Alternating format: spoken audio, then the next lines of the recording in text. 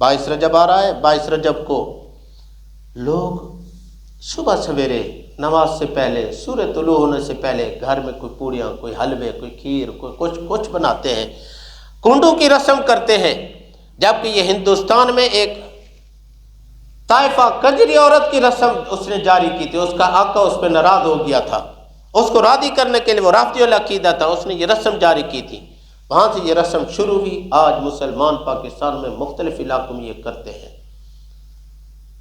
وہ حوالہ کیا دیتے ہیں؟ کہتے ہیں امام جعفر صادق، نہ امام جعفر صادق کی پیدائش، نہ امام جعفر صادق کی وفات، نہ امام جعفر صادق کا کوئی فرمان، نہ امام جعفر صادق کی کوئی خوشی، کوئی اس 22 رجب کو نہیں ہے۔ در حقیقت یہ دین دشمن لوگ حضرت امیر معاویہ رضی اللہ تعالیٰ عنہ کی وفات پر خوشی کا اظہار کرتے ہوئے یہ رسم کرتے ہیں۔ ہمارے کو دیکھا دیکھی مسلمان صبح کے وقت تو نہیں کرتے، دن کو دیگیں چڑھا دیتے ہیں۔ گزشتہ سال ایک آدمی ہے، کہتے بچے دے دو، گھر میں دیگ پکائی ہے، ذرا پڑھ لیں۔ میں نے کہا آج 22 رجب تمہیں شرم نہیں آتی؟ دن کون سا ہے؟ کہتے میں نے تو دیگ ہی پکائی ہے۔